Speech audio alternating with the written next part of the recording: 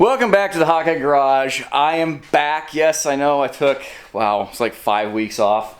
I did not really anticipate doing that, but it got so stinking cold here in Iowa. Coming out into the garage, trying to film some videos with some decent content, and I just didn't have like anything great going on at the moment. We're back. It's actually like 65 today, but don't worry, it's supposed to snow next week. Thank you, Iowa. But anyway, some things I've got going on in the garage. I thought I would give you guys kind of a quick walk around, update a little bit on some of the projects that I have, because I don't know, maybe you guys will have some input on some of it. Starting with the Lexus, more check engine light stuff. I swear to you, I cannot make this stuff up. Let's see, this was the last part. This will be probably next week's video, dealing with some more electronic stuff, and I will definitely need some input from you guys.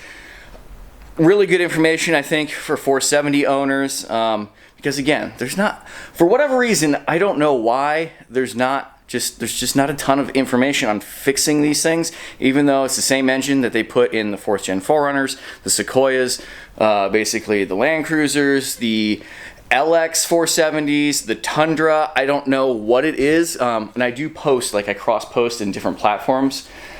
I don't know if I got one that just had like awful electronics. I'm getting very frustrated, but hopefully we actually will have some light at the end of the tunnel, and at least I'm bringing you guys some DIY content on how to fix these, because I do know that I'm not the only one with these issues. Anyway, moving on. All right, yeah, on the bench, I've got part, bag of parts. This is all stuff out of the actuator for a Toyota e-locker, a locking differential. This is like the electronic mechanism that switches the locker from on to off to engage to disengage.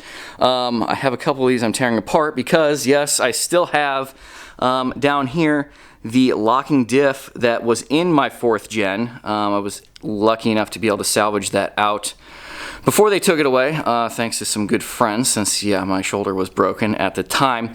And since then, I removed the working actuator on that, gave it to my buddy Joe for his 3rd Gen. You know Joe from the channel, had the Tacoma. They have a 460 now. He still has the 3rd Gen, but I got a couple non-working actuators back from him, and since I made my last one work after tearing it apart, hopefully I can get this torn apart, put it on that diff over there. I'm going to be selling that diff to help finance the next step of stuff, I think, for the 3rd Gen 4Runner. You haven't seen that in a while. I actually parked it all winter. It's just got some things that need to be fixed on it, and it just made more sense to not drive it during the winter. I have the Jeep. Finally, I had it put back together. The 4-wheel drive was working. It has a remote start in it, so it just works good for me driving back and forth to work.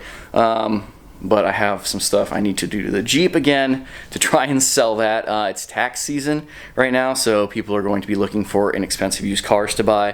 Hopefully I will be able to unload the Jeep. But anyway, yes, we're going to be doing some new suspension on the 3rd Gen, just basically some OE style suspension, maybe with some spacers, just like an inch and a half, something like that. Currently it's on 265s, so it's on 31s, but they're at the end of their life, so I think maybe I will buy some new tires for that. And I'm basically just looking to have kind of a reliable 3rd vehicle that I can drive back and forth to work. Even with the gnarly suspension on it and the brakes are all bad, it still rides and drives really nice, and I like it. So I think for the time being, I just need to fix it up because I can't sell it in the state that it's in anyway. And we'll just drive it and go from there. And then what vehicles come after that, I have no idea, because I still haven't decided what we're going to do with this. My brain tells me that we should keep it. My heart tells me I should sell it. My wallet tells me I should sell it because of the value of it right now. But then trying to turn around and buy something else is going to be awful. Anyway, whatever you guys think. I have some ideas. I don't know if they'll pan out. What else? I finally got my bike down today and rode it around. I went and drove past the FJ Cruiser that was for sale in my neighborhood, but it's sold already. There was a very real possibility that may have come home, but it's not going to now. Anyway, I still need to talk about the last suspension setup that I did on the GX. I'm still kind of working out, I don't want to say kinks, but my mild OCD, I hesitate to say that, it's my over obsessive attention to detail. How about that? I'm not super pumped with how that is, so I'm kind of still dealing with that. I have some cheap interior mods that I've done that I'm going to make a video on. I know you guys are going to love that for sure. And yeah, we're going to be going on vacation in April, and I'm still on the fence about suspension, tires, not having a full-size spare. Technically speaking, I do have a full-size spare. This is a 285 BFG. It's the same as what I have on it. It's sitting on a used FJ 8-hole Trail Teams, or is it 10-hole? I don't know. Wheel that I picked up. That was a brand new takeoff, a spare takeoff from a new Jeep. It's the same exact tire that's on this. But a 285 will not fit underneath the GX. I have a full trailer hitch. It hits that, like majorly hits it, majorly hits the track bar. This is not a sport edition, so I don't have the KDSS, whatever, the sway bar disconnect, but it still won't fit. So I'm trying to decide lift height versus tire size versus MPG versus not having a spare versus the fact that this thing absolutely looks awesome the way that it's sitting. I cannot get anything on camera, on film, to really show you guys how big this thing is sitting right now and how fantastic it looks in person. But 14 MPGs is not awesome. You know, pay to play, but it's just annoying more than anything. And not having a spare, right now I actually have the same spare I had in my 4th gen. It's a 255/75 17 BFG from an older Rubicon. So it's like a 32-inch tire. These are about 33. Yes, it's much skinnier, but it fits. Everyone everywhere over the nation has these BFGs and 285s, or like a day away from getting one. So if I had to, depending where I was at, I could swap over, get me somewhere, and I might be laid up until I could get a new tire. But it's just some stuff that I'm thinking about come springtime. So yeah, need to get the Jeep up and running. It's just had some sensor issues, O2 sensor, map sensor. Other than that, it's been really good all winter. It did great in the snow. The tires are a little noisy now. They've worn a little bit unevenly, but they're still doing really good. It drives good, runs good. The inside is like immaculate. If anybody local to me is looking for a really nice Grand Cherokee, relatively cheap, hit me up. So there's that.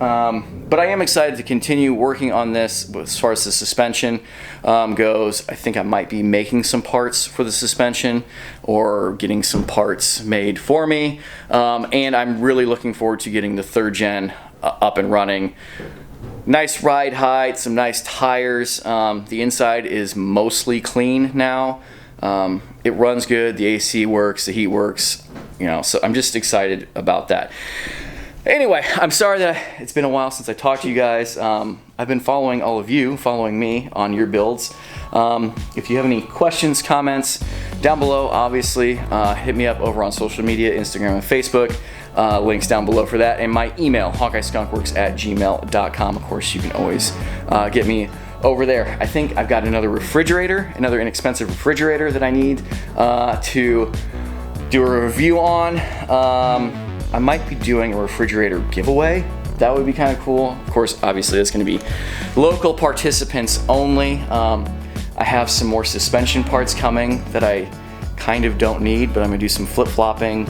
I always like to have stuff on hand, especially when I can pick it up super cheap or end up getting it for free after I buy and sell and trade other things for the next vehicle, because whatever it may or may not be, chances are it's probably going to be a Toyota Lexus product on a 4th, 5th gen platform, and all that stuff is interchangeable. Anyway, thank you for watching. If you're new to the channel, it's not just random stuff all the time. From now on, videos will be on every Sunday, or almost every Sunday, fingers crossed. Hit the notifications so you will find out when those videos drop.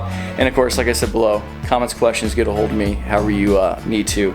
I'd like to hear from you guys. It's been a while, and I apologize for that. So until next week, until the next video drops, thank you for watching. Take care. Goodbye.